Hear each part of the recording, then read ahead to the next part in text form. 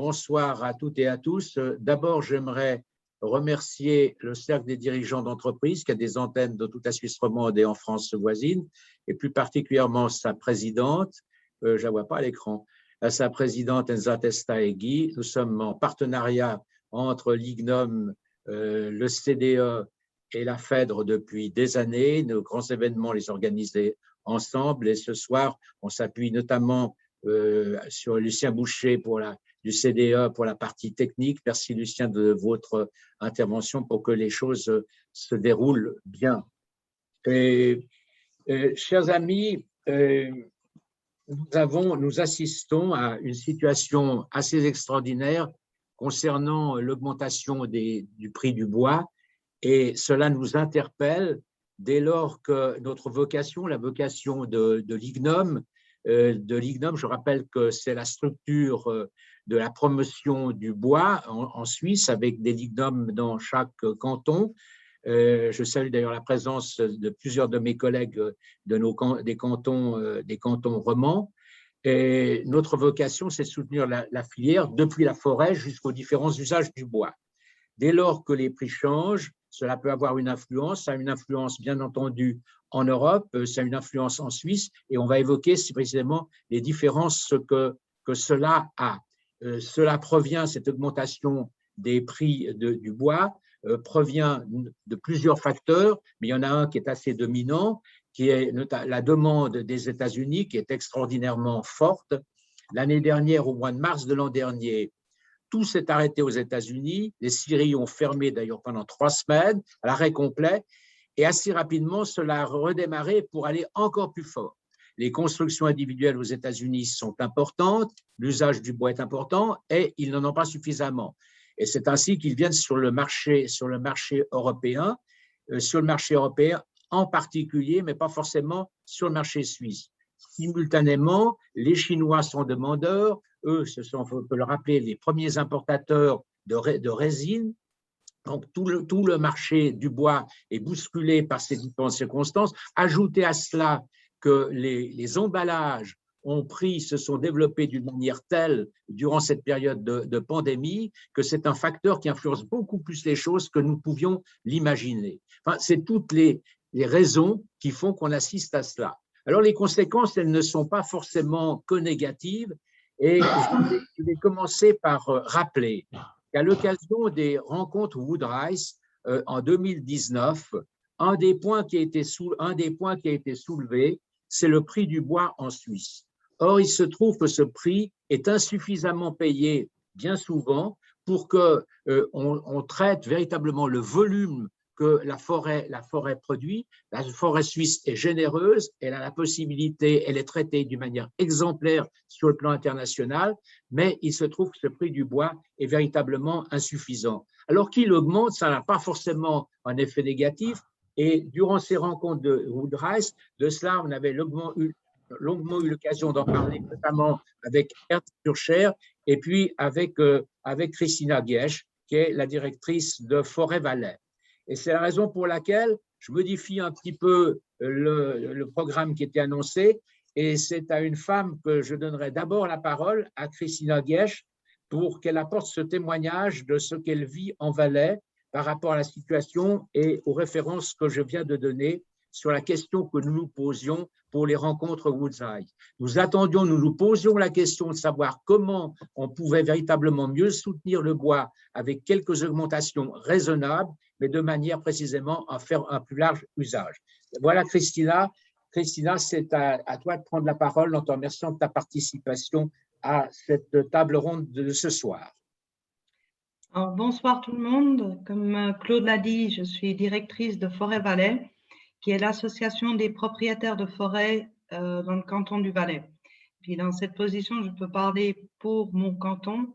Je connais bien la situation.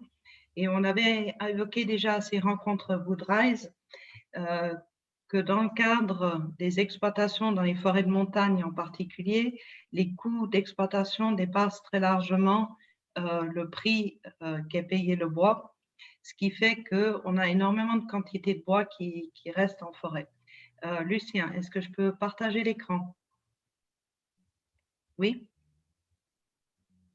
Oui, tout à fait. Alors, je vous montre les statistiques, voilà, de ces dernières années. Ces différentes colonnes montrent les volumes de bois. Donc, en partant du fond de la colonne, c'est les volumes de bois de service, donc qui vont être sciés.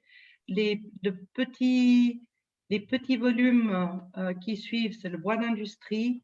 Ensuite, une plus grosse colonne grisée pour le bois d'énergie. Et au-dessus, en pointillé, c'est le bois qui est coupé, mais qui est laissé en forêt. Donc, on voit que 2010-2011, où on avait encore un prix qui était bon, on avait relativement peu de bois qui restait en forêt. On était à 80 000 mètres de bois de service sortis. Et puis en 2019, on en était à la moitié avec 41 000 mètres cubes de bois de service sortis et près de 46 000 mètres cubes qui restaient en forêt. Alors, l'année dernière, on avait un programme forêt protectrice qui nous demandait de traiter 400 hectares supplémentaires, ce qui s'est répercuté sur les volumes. Mais on voit qu'on laisse en forêt à peu près autant de bois que de bois de service qui est effectivement sorti. Alors, je vais vous arrêter ce partage pour qu'on puisse se voir de nouveau. Et c'est clair qu'au niveau sylviculture, il est important de laisser certains volumes de bois en forêt. On en a besoin pour faire barrage contre les chutes de pierre. On en a besoin pour le rajeunissement, on en a besoin pour la biodiversité. Mais ça, c'est des petits volumes que le sylviculteur va savoir où placer. Mais le gros de ces volumes, il reste en forêt pour des raisons économiques. Et là, j'ai un problème du côté de nos forestiers bûcherons, parce que c'est un crève-cœur pour eux que de couper des arbres et de laisser tous ces volumes pourrir en forêt. Et j'ai un problème éthique parce que tout le bois qu'on laisse pourrir en forêt, c'est du bois qu'on va aller chercher ailleurs et puis qui ne va pas être forcément être exploité dans les mêmes conditions et dans le même respect de la forêt qu'aujourd'hui. Donc, à la question de Claude par rapport aux conséquences de la situation qu'on vit aujourd'hui, je pense que c'est aussi une chance, c'est une chance de pouvoir revaloriser un petit peu la matière première et puis d'avoir le respect pour cette matière première qui s'est perdue au fil du temps puisqu'elle valait quasiment plus rien. Et c'est peut-être aussi une chance pour le bois suisse d'occuper une place qui lui revient et de favoriser ces circuits courts. Merci Christina. Eh bien, le décor est posé, si je puis dire, et je me tourne du côté de Jean-François Rime. Jean-François Rime qui est accompagné de son fils Jacques. Et on a eu l'occasion aussi d'avoir une discussion ensemble, Jean-François, et je te laisse faire un bilan de la situation, une analyse de la situation comme tu la sens, donc, comme responsable d'une importante, la plus importante scierie romande. Alors, merci de cette invitation, merci d'avoir organisé cette séance. Je reprends la balle au bond avec les déclarations de Madame Guiche. Et c'est vrai qu'il y a encore un autre problème lorsqu'on laisse traîner le bois en forêt, c'est qu'on a lorsque ce bois pourrit en forêt, on a des émissions de CO2 qui sont les mêmes qu'on aurait si on brûlait ce bois. Maintenant, le problème des coûts. 2019-2020, ça a été marqué par des quantités extraordinaires de bois bostriché aussi dans tous les pays qui nous entourent et dans toute la partie est de la Suisse depuis Berne. Et ça, bien sûr, ça a encombré le marché et ça a fait chuter les prix. Maintenant, ce qui se passe aujourd'hui, c'est quelque chose que je n'ai jamais vécu. Moi, il y a depuis 1975 que je dirige la Maison des Ponts. Et une évolution des prix comme ça, c'est inhabituel. Alors, est-ce que ça va durer? Est-ce que ça ne va pas durer? Tu as évoqué l'intervention des Américains sur le marché. Et puis, on voit que dans tous les pays, la demande n'est souvent pas satisfaite, ou bien avec des délais de livraison impossibles. On a évoqué aussi un peu l'emballage, qui est un secteur important pour les gammes de qualité inférieure. Mais il faut savoir qu'au niveau de l'emballage, on était à des prix de 150 € le mètre cube pour les sciages. Je ne parle pas des grumes, je parle des sciages. Donc, ce qui se passe aujourd'hui, c'est bon au niveau de la forêt. L'adaptation se fait tranquillement, mais on est obligé de la faire de façon échelonnée. Et je pense que les utilisateurs du bois, que ce soit les ingénieurs, colleurs ou commerçants, savent très bien ce que je veux dire par là, parce qu'on est aussi en concurrence avec d'autres produits. On a gagné des parts de marché, notamment à Genève, où beaucoup de surélévations se font en bois. Heureusement, dans le domaine du métal, les hausses sont au moins aussi importantes dans le domaine du bois.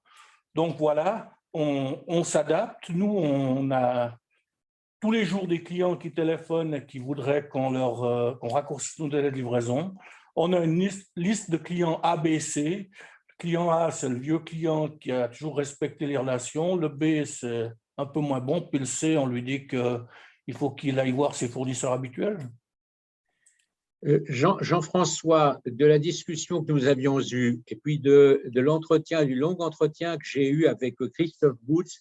Christophe Boots, c'est le gérant du fonds bois de la banque Pictet. Ce que j'ai retenu, c'est qu'aujourd'hui, les Américains particulièrement viennent sur le marché européen et se tournent vers les grands pays forestiers. Et donc, c'est ce que tu relevais il y a quelques jours, donc l'Allemagne, l'Autriche, la France, etc. Et que du coup, les Européens qui venaient sur notre marché, qui étaient des concurrents, viennent moins en Suisse. Et c'est bien cela, hein. Ils viennent moins en Suisse, donc c'est ce qui nous permet aussi d'être dans une situation un peu privilégiée par rapport à d'autres pays, enfin moins exposés par rapport à d'autres pays. C'est bien ça, Jean-François? On a d'autres problèmes. La structure de la propriété forestière en Suisse est naturellement relativement défavorable. On a 250 000 propriétaires forestiers pour 1 100 000 hectares de forêt. On a aussi des coûts d'exploitation. On a une méthode d'exploitation en Suisse qui est excellente au niveau de la sylviculture, de la durabilité, mais qui est une méthode chère. Les coupes rases sont interdites. Si je vais voir dans le sud-ouest de la France, dans les Landes, où on a planté des pins de différentes sortes qui sont alignés au cordeau et qu'on coupe tous les 30 ou 40 ans, on n'a pas du tout le même mode de sylviculture. Et puis, bon, on a un système de salaire qui est aussi très élevé par rapport au reste du monde, et on a des coûts de transport qui sont au moins le double des coûts de transport allemands ou autrichiens ou français. Ça ne va pas s'améliorer avec la taxe sur le CO2. Je ne veux pas faire le débat là-dessus, mais je voterai quand même oui à la taxe sur le CO2 au mois de juin. Mais ceci étant, enfin, pour ceux qui ne sont pas trop connaisseurs de la filière bois, ça vaut la peine d'insister sur la qualité de la gestion de sylviculture dans notre pays. Sur le plan international, on est reconnu comme étant parmi les meilleurs, pour ne pas dire les meilleurs. C'est notre approche est véritablement exemplaire. Et les coupes rases que l'on pratique dans les pays qui nous entourent, ça n'existe pas. On voit la situation pour de vastes espaces forestiers en France. J'aborderai ça tout à l'heure. J'interrogerai nos amis sur ce thème-là. Et merci de ces précisions. Je me tourne du côté de Jean-Marc Ducret pour prolonger cette analyse. Jean-Marc? Oui. Disons, nous, ce qu'on constate, nous, on est juste après la première transformation, donc juste après la scierie des ponts. Et puis, ce qu'on constate aujourd'hui, effectivement, c'est qu'il y a il y a un manque sur le marché étranger de produits qu'on fabrique nous, et puis des choses qu'on ne livrait plus à des clients charpentiers qui sont du duo et des éléments comme ceux-ci. Ça nous permet de les livrer aujourd'hui à des prix raisonnables. Par contre, c'est clair que j'ai bien aimé l'image des clients ABC. C'est clair que des gens qui travaillent depuis très longtemps avec nous, on essaye de les aider autant que possible.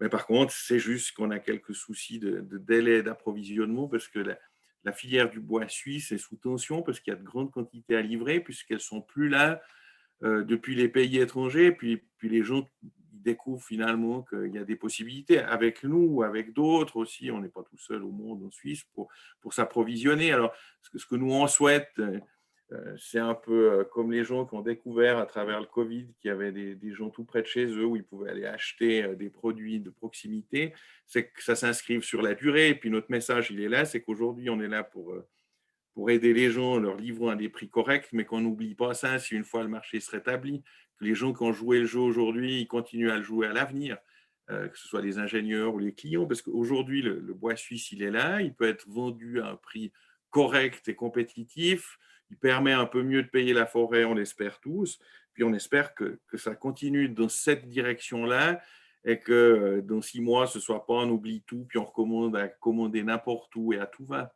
Et ça, je pense qu'on est sur une très bonne tendance aujourd'hui de cette utilisation du bois suisse, qui est une ressource de qualité, ça il faut le préciser. Hein. Il y a des bois de très bonne qualité en Suisse, il y a des entreprises de transformation qui font ça très bien, et puis que c'est dans l'air du temps qu'on continue à s'approvisionner de façon proche de chez nous, avec des forêts qui existent, qu'il faut entretenir et payer au prix juste. Ça, si on pouvait retenir une leçon de cette crise à terme, ce serait bien. Retenir une leçon, oui. Il arrive que la mémoire soit courte et puis qu'on oublie ces choses-là. Mais en même temps, on est vraiment dans une situation d'opportunité. Mais Jean-Marc, dans la mesure où on extrairait davantage de bois de nos forêts, parce que le prix précisément en forêt augmenterait un peu, est-ce que nos infrastructures de transformation sont suffisantes pour absorber cela par rapport à des Autrichiens notamment et d'autres concurrents qui aiment nous dire que le bois qu'on commande, il est déjà pratiquement parti pour arriver demain matin en Suisse? Ouais, je pense que c'est un problème d'entreprise et d'entrepreneurs. Vous pouvez aussi demander ça à la scierie des ponts. C'est-à-dire, on est capable de produire plus, de s'installer pour produire plus, mais si cette tendance elle est durable, si comme dans les 2 ou 3 dernières années, y compris avec des partenaires comme la scierie des ponts, on a dû baisser les prix et plus que d'avoir des produits de faible valeur, on ne peut pas demander à la fois d'être très efficace en temps de crise et puis de nous oublier après. Le problème, il est là. Je crois que la capacité, elle est là. Évidemment, ce qui est intéressant aujourd'hui, c'est que, enfin, moi, depuis que je suis dans le domaine du bois, on entend toujours que la capacité de production de la forêt suisse est pratiquement inépuisable. Et puis, comme toutes les matières premières, aujourd'hui, on se rend compte qu'effectivement, avec l'augmentation des constructions en bois suisse, enfin, ainsi de suite, on va aussi arriver un jour à une limite de ce que la forêt est prête à nous produire. On n'en est pas là, mais c'est une ressource comme une autre. Il faut savoir la gérer, puis on va peut-être pas pouvoir quadrupler les quantités de mètres cubes qu'on va vendre, mais qu'on soit au moins capable de les utiliser et de renouveler la forêt, ça me paraît important. Mais ce serait intéressant d'entendre la forêt et la scierie à ce sujet-là. Alors, je retourne chez Despont. Est-ce que c'est Jacques qui s'exprime sur ce point? Non, mais il pourra me compléter si nécessaire. Nous, on a fait un effort déjà. On a scié cette année jusqu'à fin avril à peu près 20% de plus qu'une année normale ces dernières années. Mais on a travaillé tous les samedis matins. Nos employés sont de bonne volonté et nous aident dans ce sens-là, mais ça a des limites. On a aussi des machines qui sont bien utilisées. On va installer des nouveaux séchoirs, mais tout le monde commande des séchoirs, donc délai de livraison 1 année, etc., etc. Donc, on va profiter de ce développement de marché pour adapter nos outils de production, mais ça va pas tout seul. Après, on est au milieu de la ville de Bulle. On espère que nos voisins vont comprendre ce qu'on fait. Ce n'est pas des installations bruyantes, mais enfin, il y a toujours des discussions là-dessus. D'accord. Autrement dit, il y a tout de même des capacités. D'abord, vous vous adaptez déjà à une situation. Il y aurait des possibilités de produire davantage, de consolider en somme les infrastructures de production. Et puis, en tenant compte de ce que Jean-Marc a dit, on sait très bien que la forêt a des limites, mais elle peut encore beaucoup donner. Je crois que Jacques voulait ajouter quelque chose. Oui, on a déjà scié 30% de plus, mais il ne faut pas oublier qu'on a eu de la crise de 2008, qu'on a eu la crise de 2015, qui a fait que ça a baissé, on a baissé notre production. Aujourd'hui, on peut la réadapter, mais ce n'est pas une adaptation à 1 mois. C'est une adaptation qui va prendre… Tout le monde est en train de se réadapter, tout le monde va rehausser, il y a des capacités, mais si l'année prochaine, les Allemands reviennent et puis recassent le marché, les scieries suisses, elles refreineront, quoi. Donc, je veux dire que l'élan, il est là, l'envie, elle est là, mais on est quand même très dépendant de ce que font nos voisins, nos concurrents étrangers. Merci. Je me retourne maintenant alors, du côté de Jean-Yves Eby pour compléter notre analyse de Lebayag, la grande société de commercialisation. Où est-il? Il est là. Il est Le là. voilà. Alors, sur le front du commerce, parce qu'on peut vraiment dire que c'est un front, c'est assez compliqué. On a parlé de secteur construction bois avec le label écolé qui préoccupe Jean-Marc Ducret, de la forêt. Il ne faut pas oublier cependant que tous les autres secteurs sont aussi touchés. Si on parle aujourd'hui d'un panneau MDF brut de 19 mm, qui est vraiment de la grosse graine, que chacun de nos clients s'attend à pouvoir trouver à profusion dans nos dépôts, que ce soit les nôtres ou ceux de nos collègues concurrents, aujourd'hui, il y en a plus. Donc, le problème, il est vraiment, à mon avis, important.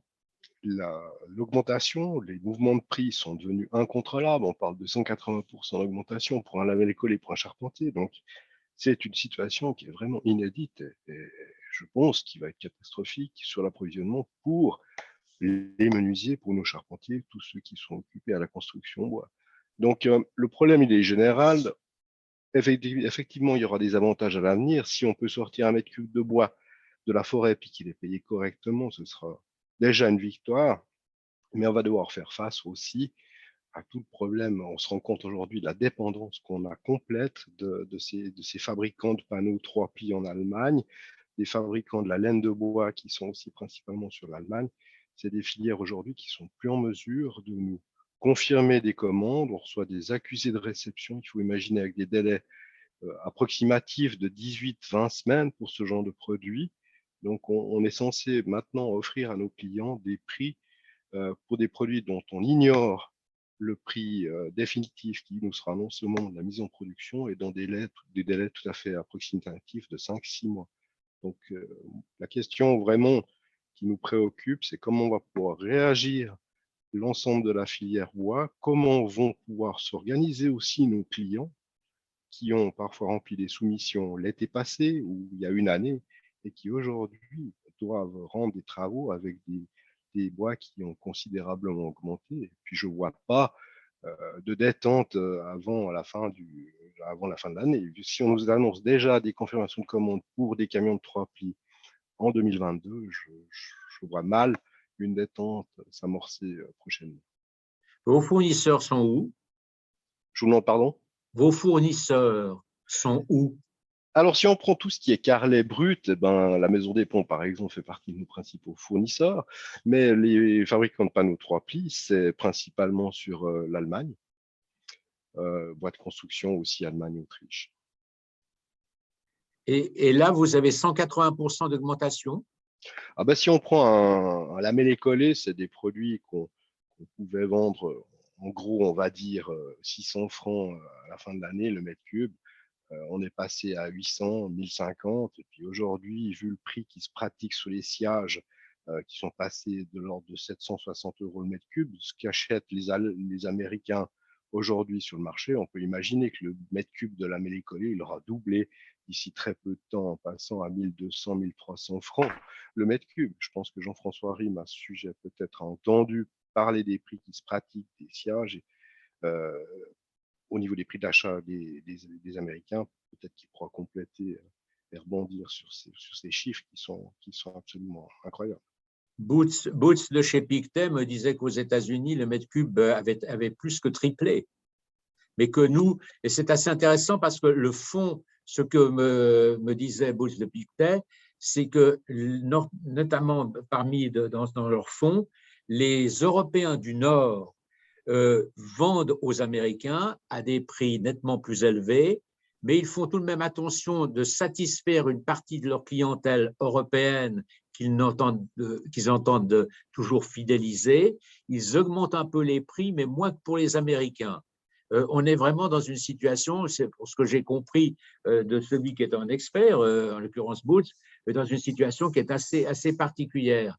Alors, par rapport à ce que vous venez de dire, Jean-François Rime, tu veux revenir sur ce sujet et reprendre la réaction de Jean-Yves Eby? Jacques peut revenir. Ouais. J'aimerais juste qu'on fasse une différence entre les produits importés qui, c'est vrai, ont explosé en prix. Moi, je voulais juste vous dire, sur les produits commerce comme achète Monsieur Ebi, on a une augmentation moyenne depuis le début de l'année de 7,5%. Et sur la planche lamellée collée, on est aujourd'hui au prix du 12 2018. Donc, je pense que les scieurs suisses ont été relativement modestes dans les augmentations de prix. Elles ont plutôt joué le jeu des clients. Après, ce que font les concurrents étrangers, il ne faut pas oublier, c'est aussi eux qui nous ont fait les prix bas l'année passée et l'année d'avant, où on a, sur la planche collée, on a perdu 25% du prix sur la planche lamellée collée en 2019 en un mois. Donc aujourd'hui, nous, on a été relativement modestes. J'espère que les gens s'en souviendront. Et pour ce qui est des produits de panneaux bois ou tout ça, les usines ont existé en Suisse. Malheureusement, la crise de 2015 leur a coûté leur place et ils n'ont pas été concurrentiels. Ils n'ont pas survécu à cette crise et on a décidé d'importer des produits meilleurs marché. Ça a été une décision qui a été prise, qui aujourd'hui doit être assumée. Il n'existe plus qu'une fabrique de panneaux agglomérés ou MDF ou SB en Suisse, c'est Chronospan dans le canton de Lucerne. En l'an 2000, il y en avait au moins 10 ou 12. Il y avait Pavatex à Fribourg, à Cam, il y avait toutes sortes d'usines. Elles ont toutes disparu à cause d'une situation de prix qui était absolument impossible à tenir avec des salaires suisses, avec des coûts suisses. Mais tout à l'heure, je relevais la question des structures industrielles. Alors, c'est intéressant ce que relève maintenant Jacques, parce que, et ce que tu dis encore maintenant, Jean-François, c'est que nous avions ces capacités industrielles et elles ont disparu pour les raisons que vous venez de relever, mais ça montre que nous n'avons pas bien apprécié la situation dans le moyen et le long terme. Parce qu'aujourd'hui, et c'était bien que Jean-Yves Ebi dise, moi j'attends d'Allemagne ou d'autres pays, j'attends ça d'Allemagne ou d'autres pays, c'est parce que je ne le trouve pas en Suisse. C'est bien ça, M. Ebi, on ne le trouve pas en Suisse. C'est en harmonie avec ce que les rimes disent. Alors, si on prend l'exemple le plus flagrant du panneau qui est consommé régulièrement par des menuisiers ou des charpentiers, un panneau 3 plis qui est un produit de masse, on n'a pas de fabrication suisse qui permettrait de pouvoir, à ma connaissance, satisfaire les demandes, le volume que demande le marché aujourd'hui. Après, si on prend le panneau, la grosse graine le plus courant, le plus utilisé par nos charpentiers, l'OSB, on n'a également aucune source de production en Suisse pour ce genre de panneaux. Et c'est ce qui représente, à part le bois d'ossature, vraiment la plus grosse partie des volumes d'importation. Si ces bois sont importés, c'est parce qu'on n'a pas la capacité de production en Suisse pour ces articles. Oui, mais Jean-Yves Ebi, si aujourd'hui je contacte les autorités vaudoises ou fribourgeoises pour leur faire une usine de panneaux, premièrement, je n'aurai pas de terrain. Avec l'aménagement du territoire, si je vais faire une usine, Pavatex est allé faire une usine dans les Vosges, ils ont payé le terrain 3 € le mètre carré. Chez nous, à Bulle, si je voulais 20 000 mètres carrés de terrain, je ne les trouve pas. Et les autorités bulloises m'ont répondu que les terrains étaient réservés pour des activités à haute valeur ajoutée. J'en tire les conséquences. Nous, on va faire avec ce qu'on a. On va construire, mais on ne peut pas faire une scierie sur 4 étages. Mais là, tu mets le doigt sur nos incohérences par rapport à une politique environnementale qu'on veut défendre, et puis ensuite l'empêchement que l'on met sur ce chemin pour des raisons très, très pratiques, très concrètes que tu viens de soulever. Dans un moment, j'interpellerai Bernard Benoît, qui est à Annecy, sur le même sujet par rapport à la vision française, mais d'abord, je me tourne vers Thomas Buchy pour un complément d'analyse. Thomas, c'est à toi. J'ai écouté, d'abord bonsoir à toutes et à tous, y compris à plein d'amis que je vois qui sont connectés, même des anciens collaborateurs. Et je trouve que d'abord, il y a une belle brochette de personnes pour suivre ce débat, qui n'est pas si anodin que ça. Alors moi, je voulais d'abord, dans un premier temps, j'ai écouté attentivement, pondérer 2-3 choses aussi, parce qu'il y a pas mal d'architectes qui nous écoutent. Alors oui, quand Jean-Yves Ebi, il dit qu'il y a des prix qui ont monté de 40%. Un problème de son. Et Dieu sait, il y a un problème de son. Vous m'entendez pas? Oui, ça a sauté un petit peu. Continue, Thomas, maintenant. Voilà. Je voudrais pondérer un petit peu cette augmentation de prix de 180%. J'ai passé ma vie professionnelle à promouvoir le bois suisse dans toutes nos constructions que nous avons planifiées au maximum. Alors, je vais vous donner un chiffre intéressant. En 1985, on achetait le lamelé collé, et j'ai un nom encore d'une série qui a disparu, c'était la série Gaulet au Brassus, 950 francs le mètre cube. Et puis un mètre cube de chevron cœur fondu coûtait 500 francs le mètre cube. Sans parler de l'inflation, il y a encore une année ou deux, des entreprises achetaient du lamelé collé en Allemagne à 500 francs le mètre cube, c'est-à-dire presque la moitié moins cher que le prix du lamelé collé suisse était en 1985. Et les clients pouvaient payer ce prix-là pour une mise en œuvre du bois. Donc, il y a quand même un réajustement des prix de la forêt et en scierie qui est salutaire pour la filière bois. Parce qu'il faut appeler un chat un chat. Ça fait trop longtemps que la forêt, les forestiers, ils crèvent de faim. Donc, ce réajustement-là, il est salutaire. Là où ça se complique un peu, c'est que oui, à cause de la cherté du franc, de la complexité que Jean-François Rime vient de dire pour développer une industrie en Suisse, eh bien, on a délocalisé partout. Ce qui fait qu'on a un approvisionnement de bois massif, de planches pour faire du lamelé collé relativement suffisant, mais par contre, pour les dérivés du bois qui ont été délocalisés, on commence à avoir une pénurie en plus de la hausse des prix. Alors, nous, comme bureau d'ingénieurs, on est en contact étroit avec les producteurs, on suit attentivement ce qui se passe sur le marché et on adapte nos études au maximum pour ne pas retarder des projets vis-à-vis de nos clients et des charpentiers qui vont construire derrière en appliquant des techniques de construction qui utilisent un peu moins de produits dérivés du bois, ce qui, dans le fond, est plutôt salutaire. Donc, ça canalise encore un peu plus, le plus possible, sur le marché suisse. Par contre, là où il y a quelque chose qui m'intrigue, pour ne pas dire que je trouve cela inquiétant, beaucoup d'entre nous, on a vu l'émission Mise au point. Et on a vu que tout à coup en Suisse, on commence à faire ce qui se pratique depuis longtemps en Afrique. C'est-à-dire qu'on commence à couper des très beaux arbres, par exemple dans le Jura vaudois, parce que c'est là que ça a été tourné, et que ces grumes, même pas écorcées, partent dans des containers, dans des pays lointains, sans aucune valeur ajoutée. Et là, ça devient tragique. C'est-à-dire qu'on est en train de commencer à vilipender notre matière première. Hein.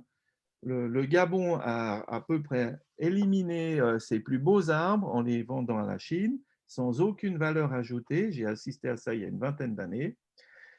Et ce que je trouve bizarre, c'est qu'un pays technologiquement aussi en avance que le nôtre commence à faire ça.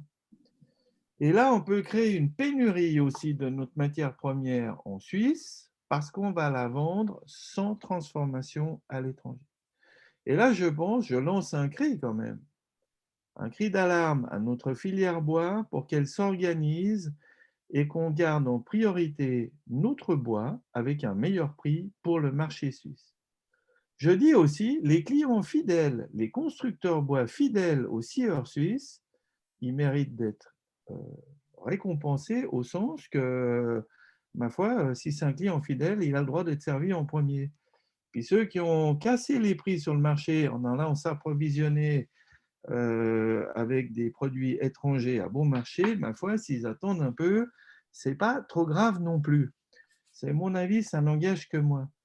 Mais je milite vraiment pour que du forestier jusqu'à l'ingénieur bois, il y ait une solidarité de filière et qu'on s'organise pour maintenir à flot un marché suisse qui, si jamais il va être trop cher, on n'en est pas là encore, eh bien, il ne sera plus concurrentiel contre l'acier et le béton. C'est un risque.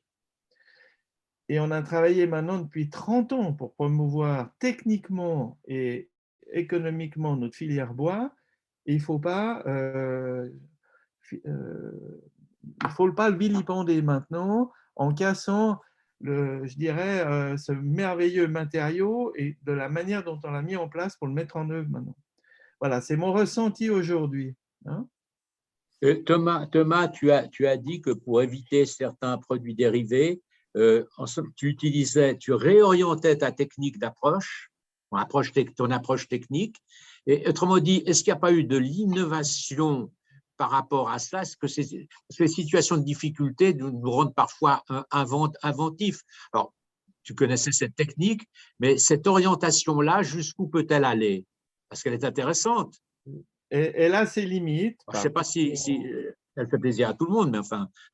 Alors, bien sûr, innover. Je prends un exemple tout simple. Par exemple, des ossatures bois, on va plus remettre des diagonales de contreventement dans les ossatures avec des structures lamelées collées ou bois massif de la filière proche, alors que souvent, par commodité, on contreventait des façades avec des panneaux SB, par exemple. Mais on n'a plus de fabrication de panneaux SB en Suisse, sauf erreur de ma part.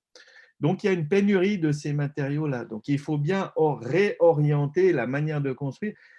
Ce n'est pas des ajustements énormes non plus, parce qu'à un moment donné, il y a des produits dérivés qu'on ne fabrique plus en Suisse, que vous êtes obligé d'importer parce qu'ils doivent être mis en œuvre. Le panneau 3 plis, c'est un bon exemple, par exemple. Suivant les revêtements intérieurs, ou bien pour le mobilier ou l'agencement, ou de se dire aujourd'hui, eh bien, Pavatex a délocalisé, alors que nous étions leaders en Suisse avec la production d'isolation en fibre de bois. Eh bien, oui, c'est super éco-bio. N'empêche qu'on n'en trouve plus en Suisse de fabrication suisse. Il faut maintenant appliquer des panneaux d'isolation de fibre de bois qui viennent de l'étranger. C'est quand même un changement à la fois grave et important du marché. Et en même temps, la fibre de bois reste une des meilleures isolations qu'il est possible d'appliquer dans un bâtiment. Et ben, s'il y a une pénurie, aujourd'hui, on va mettre quoi? De la laine de verre ou de la laine de pierre? C'est pas que c'est mauvais, mais disons, c'est moins éco-bio, c'est moins bon pour retenir la chaleur en été. Donc, il y a une transformation quand même profonde du marché qui est en train de se faire. Et il faut absolument qu'on maintienne et qu'on privilégie au moins le marché du bois massif et du lamelé collé et d'une partie des produits semi-transformés tels qu'on sait bien les faire en Suisse, et qu'on maintienne cette filière à flot, même si elle a un ajustage du prix qui est juste, à part ça, se remettre à flot sur des prix qui étaient en vigueur il y a déjà 35 ou 40 ans. Jean-Yves Eby, vous partagez l'analyse de Thomas Buchy? Je suis tout à fait d'accord avec ce que vient de dire Thomas. C'est vrai que l'exemple du prix du lamellé collé, qui était de l'ordre de 2000 francs le mètre cube il y a 30 ans, était considéré comme tout à fait normal. Simplement, aujourd'hui, les faits, c'est que ceux qui ont calculé leurs offres avec des prix qui étaient de l'ordre de 600 francs le mètre cube, comme je disais, ou 500 ou 600 francs le mètre cube, se retrouvent à passer à des réalisations avec des produits qui ont doublé de prix. Je me réjouis qu'on puisse augmenter le pourcentage d'utilisation de bois suisse, bien entendu, mais comme le disait Jean-François, on aura quand même toujours également beaucoup de problèmes au niveau des infrastructures, au niveau des communes, au niveau des cantons, pour pouvoir redévelopper cette industrie de la deuxième transformation qui manque aujourd'hui cruellement en Suisse. On a au niveau des scieries, je pense effectivement largement de capacité de sciage, mais la deuxième transformation est malheureusement très peu représentée en Suisse. Alors, on jette maintenant un regard du côté de la France. J'appelle Bernard Benoît. Bernard est un expert de la filière bois. Il occupait toutes les responsabilités imaginables et possibles en Rhône-Alpes dans ce contexte-là. Bernard, tu peux nous apporter ton commentaire vu de la France par rapport à ce que nous avons traité jusqu'à présent, où la situation est un peu différente. Où est-il? Bernard? Bernard Benoît a disparu. Claude, est-ce que je peux me permettre oui, bien sûr, de profiter de l'absence temporaire de Bernard pour rebondir sur cette discussion concernant la seconde transformation en Suisse. Donc, Lignum Valais avait fait une stratégie de la filière et avait constaté aussi ce manque. Et on est à bout touchant avec une étude de faisabilité pour une usine de lamellés croisés. Et je réponds aussi à Jean-François Rime. En Valais, on a encore des terrains. Donc, il y a des possibilités de construire, d'avoir 3 hectares de terrain pour faire une usine de seconde transformation. Vous avez vraiment tout en Valais. Vous avez vraiment tout en Valais. La petite Arvine, le vaccin, et puis maintenant des espaces pour… écoutez, après tout, on va tous venir, on va tous venir en Valais où tout est possible. Mais merci de cette précision. Est-ce que Bernard Benoît est revenu? Mais je vous entends très bien. Moi, je vous vois. Ah bon, ben très bien. Alors, tu as la parole, Bernard. Bon, bonsoir à tout le monde et merci Claude de me faire l'honneur de donner quelques réponses vis-à-vis de la France. Thomas sait bien dans quel contexte nous sommes. Bon, pour faire simple, la problématique, elle est actuellement en France d'un télescopage dans un certain nombre de paramètres. Et je crois que le premier paramètre, bien évidemment, c'est la typologie même de l'organisation de nos forêts. On a 440 000 propriétaires forestiers, mais dans lequel les parcelles sont, pour certaines régions, largement sous-exploitées, à contrario de ce qui peut se faire dans d'autres régions, comme les Landes dont il était fait état tout à l'heure. La deuxième chose, c'est qu'on est dans la troisième zone de déconfinement en France et qu'on a eu une chute de l'exploitation forestière considérable depuis le début de l'année dernière qui se répercute sur les marchés. La troisième chose, c'est qu'effectivement, il y a une pression venant des Américains, mais chez nous en France, essentiellement sur le résineux, et les régions sont très diversement touchées par ces problématiques. La pression la plus grande, elle se fait sur le feuillu, entre autres, par les Chinois, puisqu'on a laissé s'enfoncer la filière feuillu en production en France quand même depuis plusieurs décennies, et c'est assez gravissime. Donc aujourd'hui, ce qui est assez fou, c'est que certaines essences comme le chêne partent en Chine et nous reviennent sous forme de produits transformés, je pense au parquet en particulier. Donc, on est dans ce télescopage. Et puis, autre télescopage, parce qu'on ne peut pas raisonner prix en France de façon globale. L'autre problématique, c'est l'évolution, comment dirais-je, environnementale extrêmement puissante depuis 2 années. Et les textes qui sont en finalisation, il y avait encore des communications aujourd'hui, montrent bien que la filière bois a une porte de développement que nous n'avons jamais connue, mais cette porte de développement, elle pose un débat simple, qui est le débat à la fois de la disponibilité matière et puis de la disponibilité de la mise en puissance des entreprises elles-mêmes.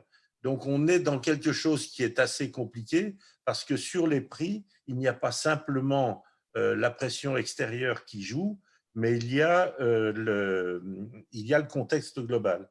L'autre point maintenant, pour compléter ce que je viens de dire, c'est que chaque année, la France consomme à peu près, je parle bien en bois d'œuvre, on consomme à peu près les 82% de ce que nous produisons.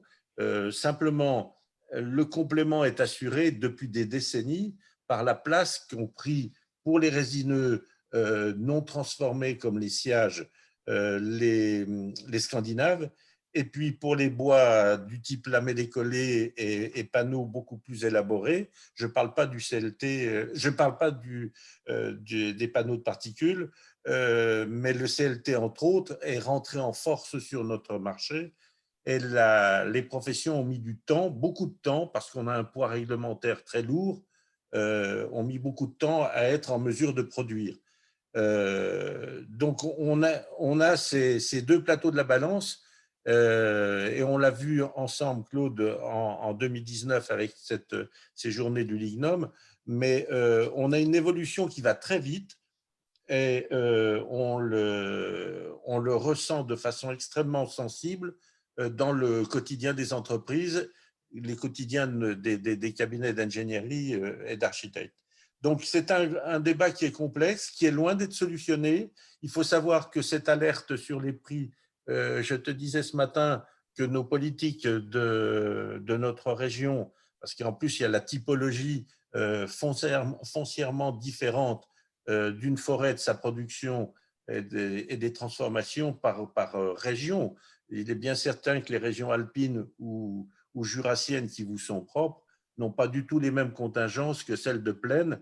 Je rentre du centre de la France et on a dans ces régions-là, comment dirais-je, des productions qui sont en équilibre avec la demande actuelle du marché, mais on a des marchés qui se sont complètement changés en moins de 10 ans.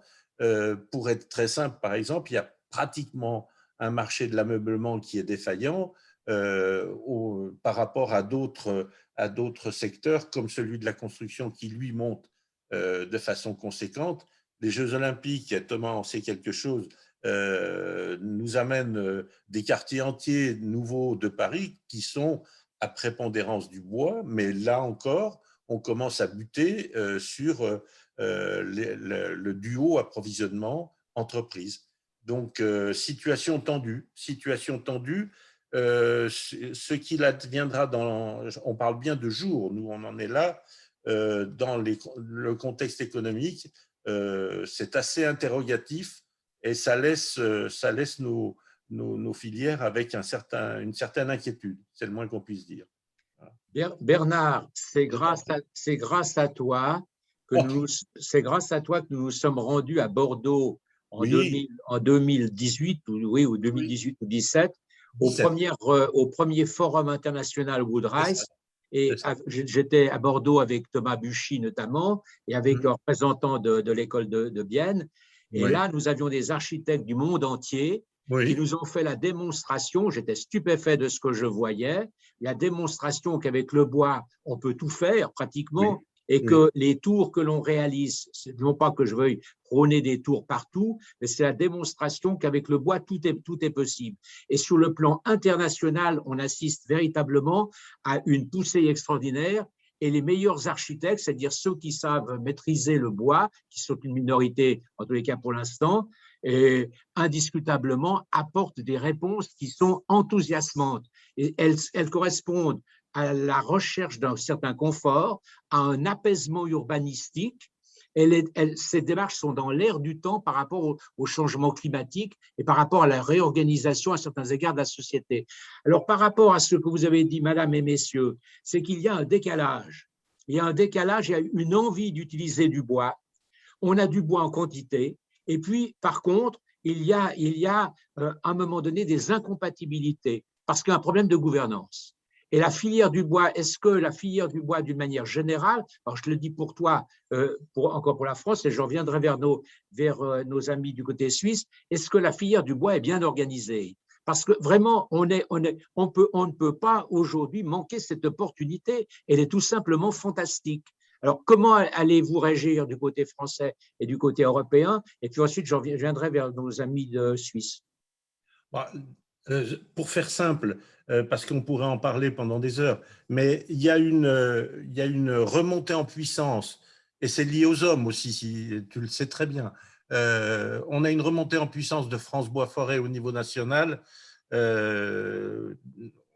Comment dirais-je, avec son président Michel Druil, il y a une remontée, une prise de position et de connaissance. Et si les nouveaux textes, je vous ai fait passer les projets de loi français, mais qui, à la date d'aujourd'hui, parce qu'il y a eu acceptation à l'Assemblée nationale de tout ce qui va vers la loi carbone, je veux dire, il y a une réorganisation de la filière bois avec des volontés croisées tout à la fois techniques et politiques.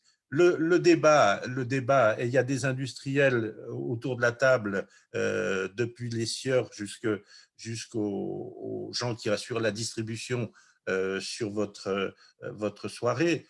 On est dans le même débat, c'est que on a quand même, entre le moment où des décisions se prennent et le moment où c'est opérationnel, on voit bien sur les lamellés croisés, le délai qu'il nous a fallu. Il a fallu près de 5 ans en France avant qu'on commence à avoir non seulement les industriels en situation de le produire, mais aussi les financements et les lieux pour pouvoir le faire avec les autorisations réglementaires qui sont éminemment compliquées chez nous.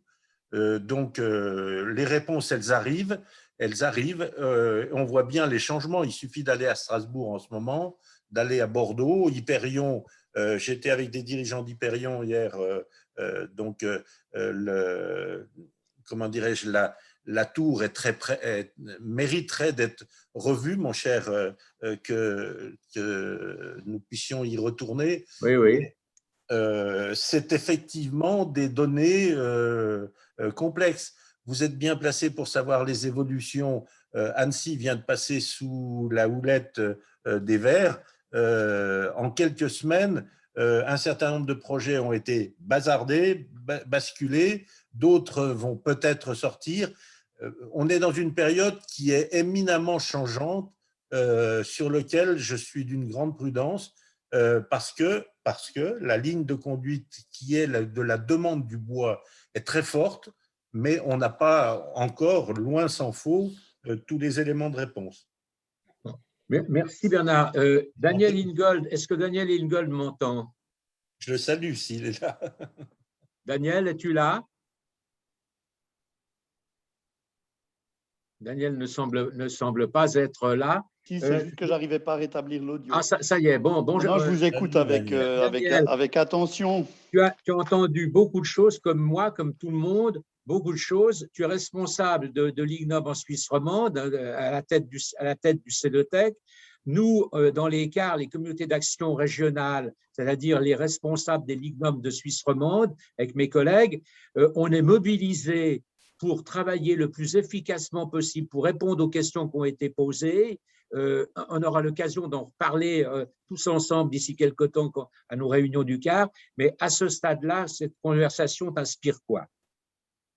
Plusieurs choses. La première, c'est on a parlé sur plusieurs niveaux. Donc, ce que disait Jean-Yves Eby, on ne pourra pas le résoudre. Des solutions à court terme pour faire descendre des prix, voilà, on ne peut que prendre acte et puis patienter un peu. Des solutions à moyen terme, il y en a qui ont été posées, entre autres, par Thomas en disant peut-être qu'on va réévaluer certains projets, les travailler autrement. Et il y a peut-être aussi dans les produits qu'on peut fournir. J'ai aussi entendu chez les scieurs qu'il y a des produits qui posent moins de problèmes que d'autres. Donc peut-être qu'on peut les réutiliser. On n'est pas obligé de prendre… On s'est un peu habitué par paresse à avoir des super produits pour les caler entre deux panneaux USB. Ça, c'est des pistes à moyen terme. Et puis, ce qui touche le plus l'IGNOB, c'est ce que tu viens de poser, la question de la gouvernance et de la filière. Pour la filière, il y a aussi des aspects positifs à ce qu'on est en train de vivre parce que ça devenait un grand écart, c'est-à-dire faire le plus grand dénominateur commun entre la forêt qui a plein de fonctions qui ne sont pas forcément celles de produire du bois, et puis l'utilisation, la construction, où parfois on ne parle même pas de bois. C'était vraiment un grand écart pour l'IGNOB dans les régions, mais aussi au niveau national, au point que certains des partenaires commençaient à dire on n'a plus besoin de cette filière parce qu'on n'a plus assez d'intérêts communs. Et puis là, avec un problème commun, c'est-à-dire le problème d'approvisionnement, le problème de la gestion de ce matériau, tout à coup, on a un problème commun et puis ça peut redevenir un moyen de recréer une filière de proximité avec des gens qui se parlent, qui savent ce que leur voisin fait et pas seulement ce qu'on peut commander sur Internet, avec le doute qui a été posé aussi aujourd'hui de savoir est-ce que ce sera pérenne ou est-ce que, comme tu le disais toi, on peut avoir la mémoire courte, dans 2 ans, on ne s'en souviendra plus. Et puis moi, j'ai encore un dernier point qu'on n'a pas abordé ce soir, c'est l'aspect de la communication, parce que c'est une des tâches des communautés d'action régionale et de l'IGNOB et du CEDOTEC. Et justement, nous, on nous a aussi sollicité pour faire ce que vous avez organisé ce soir.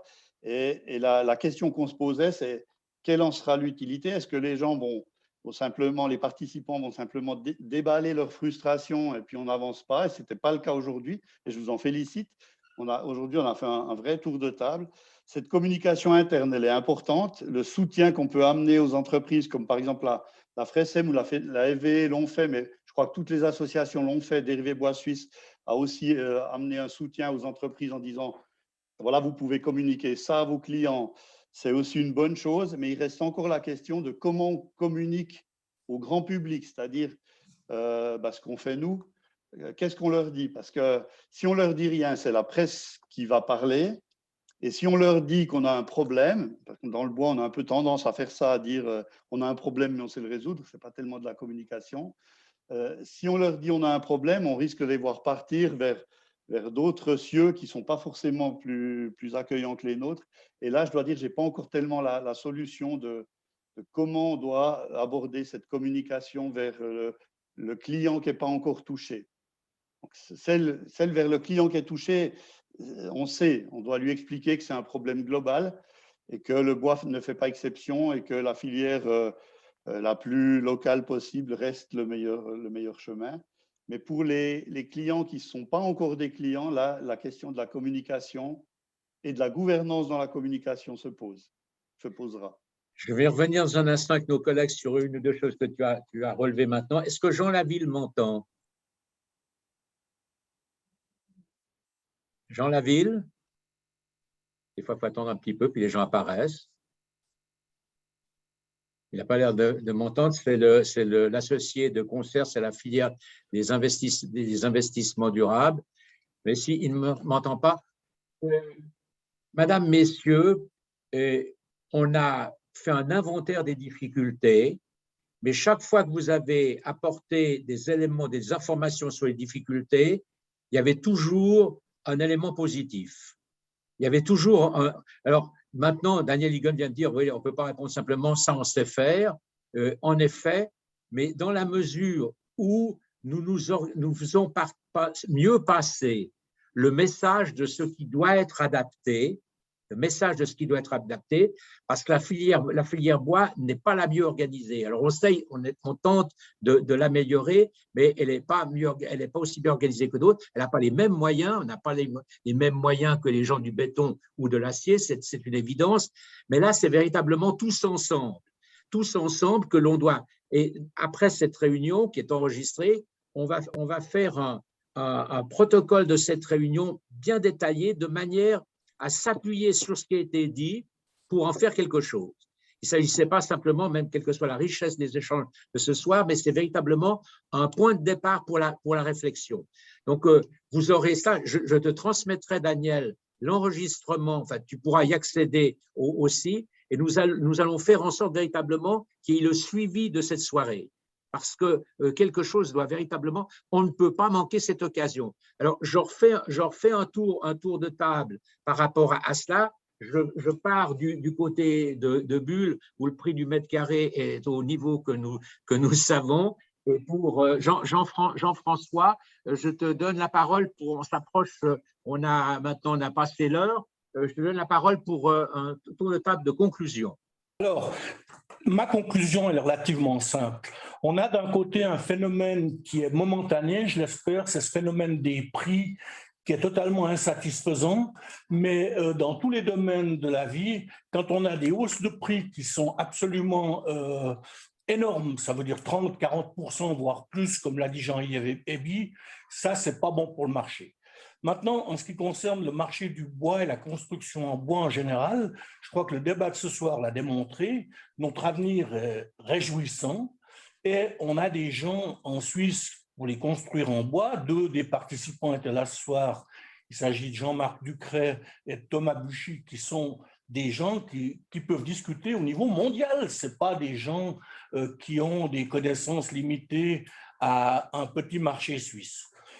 Et je crois qu'à ce niveau-là, maintenant, il faut que la forêt ait un petit peu de patience. En tout cas, il faut qu'elle nous livre du bois parce qu'on en a besoin. Et concernant les investissements de nouveaux produits, je connais un peu le projet valaisan de Madame Guiche. J'en ai entendu parler par des gens qui sont concernés. Je leur souhaite plein succès. Très, très bien. Et tu es sur le point de demander l'accueil en Valais? Non, nous, vous savez, on est fribourgeois, on est gruyériens d'ailleurs, on n'est même pas fribourgeois, et on est une entreprise familiale. J'ai de la chance d'avoir 3 fils qui reprennent la succession dans mes entreprises, Jacques dans la branche bois. Autrement, il y a longtemps que je serais parti à la retraite, vu mon grand âge. Et je suis en tout cas plein d'optimistes et je reste à leur disposition pour leur faire part de mes conseils, pour autant qu'ils vaillent quelque chose. Merci Jean-François, puis bravo pour tout ce que tu as fait. Tu as même organisé sur le plan familial pour avoir 3 fils, 3 entreprises. Tu sais, si tu avais eu des filles, tu aurais pu aussi les transmettre. Hein? Ouais, s'il y a des quand même filles, pas des faire attention en scieurs, ce moment à ce qu'on dit. s'il y a des scieurs qui ont des filles, j'ai encore un fils en tout cas à placer. Bien, vous voyez, la filière bois se transforme en une agence de rencontres après tout, pourquoi pas. Alors, Donc, juste une dernière remarque là-dessus. Quand j'ai commencé dans la branche, il y avait 1200, 1300 scieurs. Le congrès avait toujours lieu un samedi et le soir, il y avait un grand repas où les gens étaient bien habillés et où toutes les filles à marier arrivaient en longue robe et à leur grand avantage. Ah ben écoute, on va relancer ça. Jean-Marc Ducret, Jean-Marc, pour une conclusion. Oui, je pense que c'est ce que j'avais dit. Je pense que la filière, elle existe. Je pense que depuis, sous l'impulsion de l'IGNOM, mais depuis plusieurs années, on essaye d'améliorer nos relations en faisant des projets de recherche avec des scieurs, avec la deuxième transformation.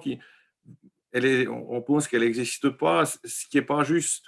C'est que pour exister, elle doit construire, parce que c'est le cas chez nous. On a une usine de bois collé, on est des constructeurs. Et pour maintenir l'existence de la fabrication de bois collé chez nous, on a dû trouver des solutions techniques, des propositions, on a déposé des brevets. Mais cette transformation, elle existe, puis elle pourrait exister pour faire plus de transformation, mais seulement si le marché continue à être porté avec des prix raisonnables et raisonnés qui permettent que les produits fabriqués en Suisse sont concurrentiels. Nous, on est tourné vers l'avenir, on investit aussi, on fait du CLT, on va agrandir l'usine, tout ça, on le fait, mais on le fait de façon raisonnée et avec les partenaires que sont les scieurs romans, avec lesquels on travaille depuis des années, chez nous aussi un peu de génération en génération. Voilà. Et je souhaite vraiment que les gens continuent, y compris avec les charpentiers. On voit les charpentiers qui sont aussi nos clients, avec qui on collabore. On arrive à établir des relations de confiance et à construire pour l'avenir. Notre image, c'est la proximité. Et c'est très important. Même si on travaille à l'étranger, ce n'est pas grave, mais la proximité, quand on explique à des clients, à des entités publiques qu'on va construire pour eux avec du bois qui est transformé dans un rayon de 50 à 60 km, ça a beaucoup de valeur aujourd'hui. Il faut qu'on continue dans ce sens-là. Le rayon de 50 à 60 km, ce sont les circuits courts et ce sont vraiment ceux que l'on doit défendre maintenant. Merci Jean-Marc. Et puis l'entreprise du CREF fait la démonstration que jamais elle doute des succès à venir et ne baisse la tête pour quelques difficultés sur le chemin. Jean-Yves Eybi, Jean-Yves? Pour ma part, j'espère qu'effectivement, durablement, l'industrie du bois en Suisse puisse continuer à se développer. Pourquoi pas un jour se réindustrialiser pour la deuxième transformation. Et effectivement, si cette crise a sur le long terme effectivement des effets sur le prix des grumes, le prix des bois, ça fera que remercier une fois cette profession, les bûcherons, qui, c'est vrai, depuis des décennies, tirent la langue. Donc, pour ma part, espérons que cette orientation, cette sensibilité sur le bois suisse soit durable, peu après, même après, quand cette crise sera terminée. Je pense qu'on n'est peut-être pas au bout de nos surprises. L'avenir nous le dira. En tout cas, merci pour l'organisation de la conférence.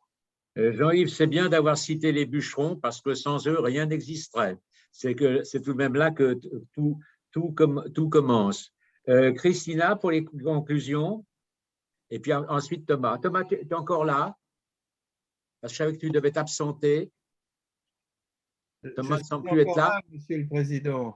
Alors, attends, est-ce que je peux encore passer la parole à Christina, puis après, je te passe la parole? Oui.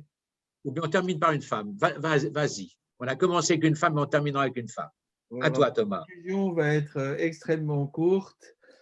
Je redis, ne vendons pas notre matière première sans valeur ajoutée à l'étranger.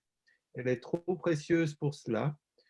Et pour le reste, pour la filière bois, c'est comme pour les gladiateurs, force et honneur. Inchangeable.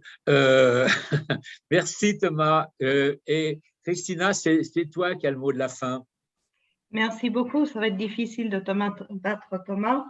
J'aimerais juste souligner que ça fait des décennies, effectivement, que la forêt joue le jeu de la solidarité, qu'on continue à livrer du bois alors que on dit que c'est la maison Philibert, plus on vend et plus on perd, avec ces mètres cubes de bois qu'on doit descendre de nos montagnes. Mais il y a du bois qui est là. On parle de pénurie, mais on a des réserves. Et puis, voilà, j'espère aussi qu'on va pouvoir honorer cette profession de forestier bûcheron et puis honorer les risques qu'ils prennent chaque jour avec leur vie, leur santé dans ces forêts, et puis qu'on puisse retrouver le respect pour cette matière première.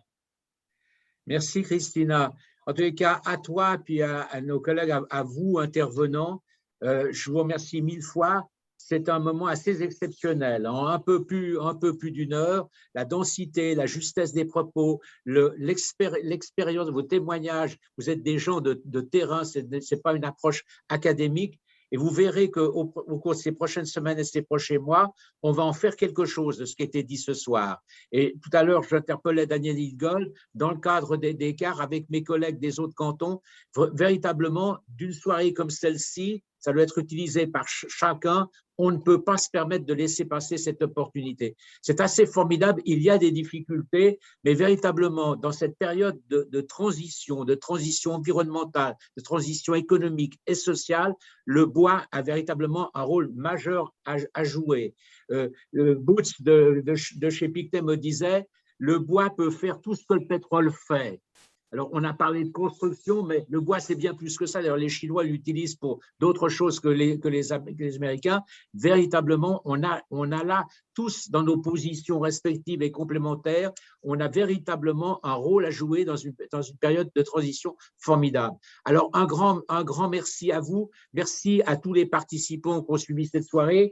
Et puis, un merci particulier au CDE, à sa présidente Enza et à Julien. Sans eux, on n'aurait pas pu monter cette soirée de cette manière-là, parce que chez nous, on sait faire un certain nombre de choses, l'ICNOM sait faire un certain nombre de choses, mais pas ça. Alors, merci encore au CDE, et à toutes et à tous, je vous souhaite une très bonne soirée.